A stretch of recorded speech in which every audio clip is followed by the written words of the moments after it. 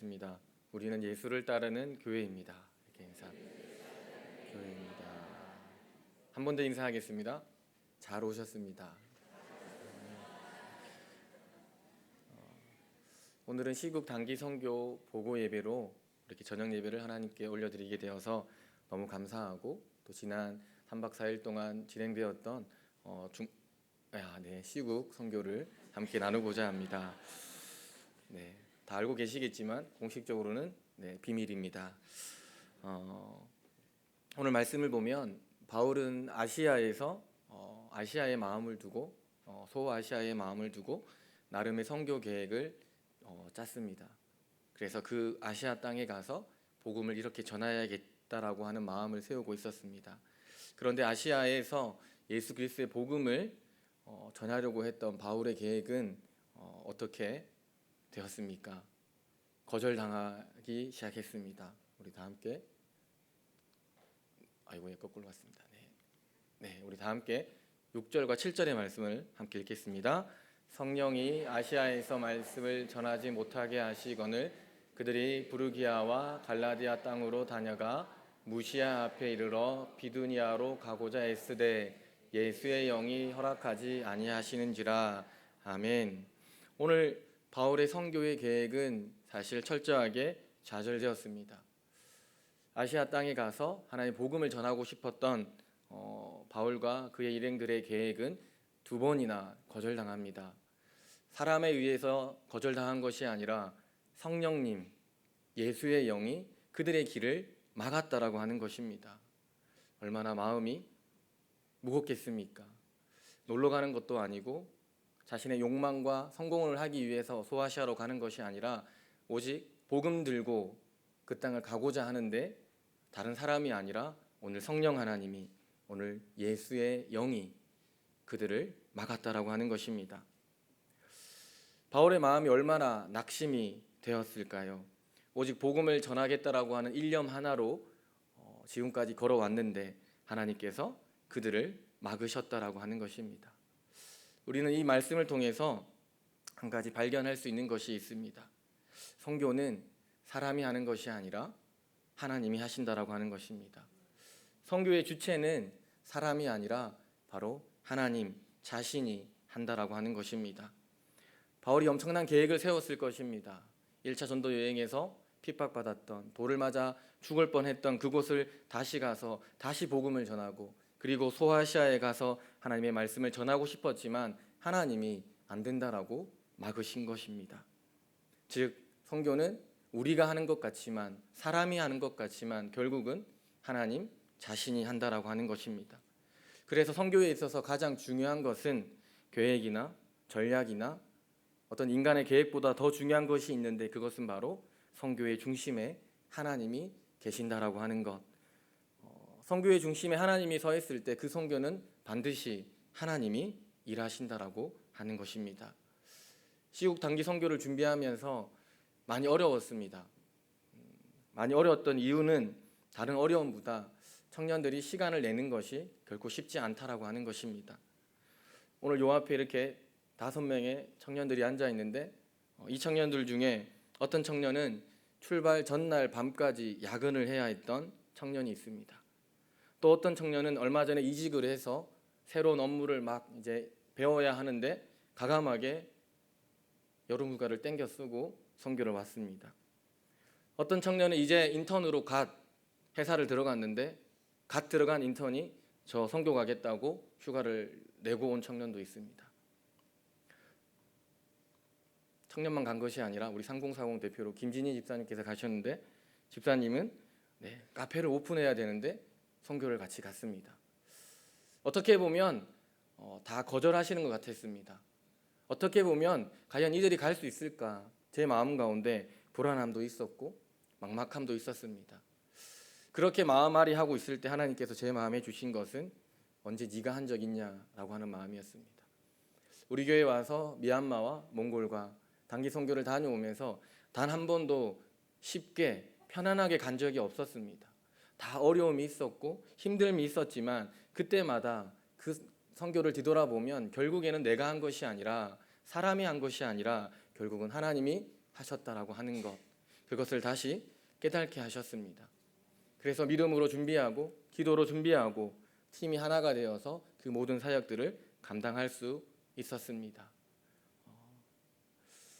뒤돌아보니 시국 단기 선교는 우리가 한 것이 아니라 사람이 한 것이 아니라 하나님이 먼저 하셨다라고 하는 것, 단기 선교를 통해서 또 한 번 또 배우게 되고 경험하게 되는 일이었습니다. 바울은 예루살렘에서 시작해서 무시아까지 이동을 합니다. 바울의 이동 경로는 무려 1700km입니다. 이해를 돕기 위해서 잠깐 예루살렘이 보이시죠? 저 끝에서 시작해서 잘 안 보이시네요. 여기 잘 안 보이네요. PPT는 안 보여주시면 되고요. 저기 보시면 저까지 이동하게 됩니다. 드로아까지 이동하게 되는데요. 저 거리가 얼마인지 잘 대략 짐작이 안 나오실 것 같아서 다시 한번 이해를 돕기 위해서 사진을 보여드리겠습니다. 부산에서 출발해서 서울을 지나서 신의주를 지나서 쭉쭉 가다 보면 저 끝부분이 베이징입니다. 저희가 어디 갔다 온 줄 대충 아시겠죠? 비밀입니다.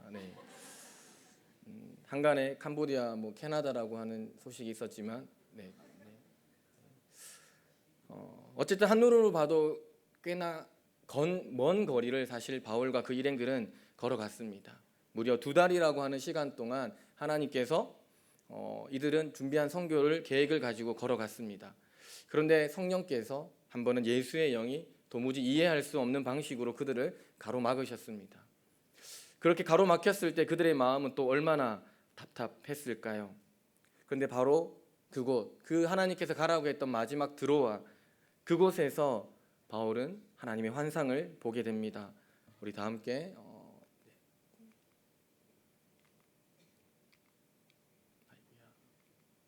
9절의 말씀을 다 함께 읽겠습니다.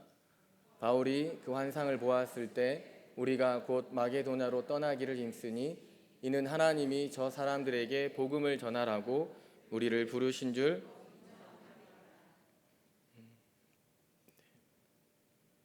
아이고야. 죄송합니다.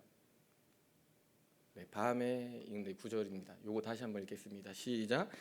밤에 환상이 바울에게 보이니 마게도냐 사람 하나가 서서 그에게 청하여 이르되 마게도냐로 건너와서 우리를 도우라 하거늘.